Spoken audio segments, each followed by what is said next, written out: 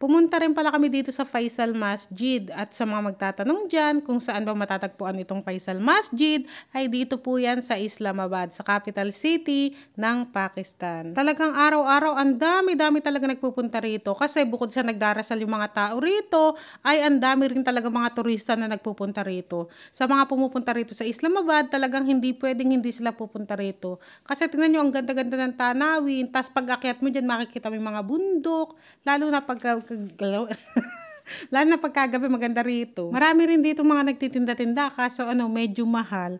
Alam nyo si Usman nakakatawa pagka bibili yan, pag tinanong niya kung magkano, pag sinabing 100 ganyan, sasabihin niya papa ang mahal, sabi niya doon sa atin, sabi niya 50 lang to, sabi niya. Magaling na ho si Usman. Kahit nung bumili kami nung minsan ng chichirya, tumingin siya ng Pringles, ang Pringles 300, yung maliit lang. Tapos 300, sabi niya ang mahal. Tapos bumili siya ng naka-sachet lang ba na chichirya, 30, tapos 60, sabi niya, this papa, only 30 then 60, only 90, sabi niya. Ito na lang bibiling ko, sabi niya sa papa niya. Mahusay na si Usman. At nakakita nga si Mariam niyan lobo na yan. Ako, ingot siya ng ingot. Talaga nagpapabili siya ng lobo. Ang sabi ng lalaki, yung may lobo na may ilaw ay 250. Tapos yung walang lobo ay 100 yata o 150. Tapos ayan, ang sabi sa akin ng nagtitinda ay 200 na lang daw. Ade ayan, kinuha ko na. Tapos yung asawa ko naman, ako 60 lang to eh. Sabi sa akin ng asawa ko. Siyempre kako andito tayo, wala tayo sa lugar natin. Sabi ko. Kaya ganyan ang presyo. Akala ko nga magpapabili rin si Usman pero ayaw naman niya. Ayan, madumide kamay niya, sabi sa akin. Ewan ko kung ano na naman kinain ni Usman. Si Usman, alam niyo, masyala, malakas kumain yan. Ako, kasabay na ng papa niya kumain yan. Shadow lakas ng kumain. Tapos dito pala, ayan, may mga nagiiwan dyan ng tsinelas. Kasi dito nga dapat bago ka pumasok talaga ay maghubad ka ng tsinelas.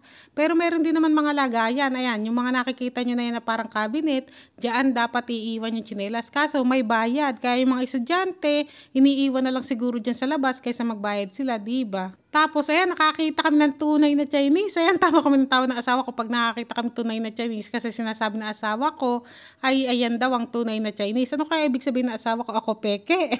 Kasi di ba lagi ako napapagkamala na Chinese dito. Tapos, ayan pala, pauwi na pala kami. Tapos, kwento ko pala sa inyo, bago kami uwi. Di ba sabi ko sa inyo, yung mga sapatos doon ay sa mga estudyante.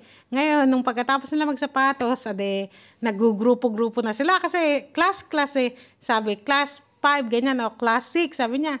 Tapos, nagtatawag-tawag sila, lumapit ako doon sa mga bata. Sabi ko, class, 6, sabi ko. Sabi niya, oo, sige, dito. Tapos, nakatingin sa akin mga bata. Tawa kami ng tawa ng asawa ko. At ayan, nandito na pala kami sa aming, Mitsubishi.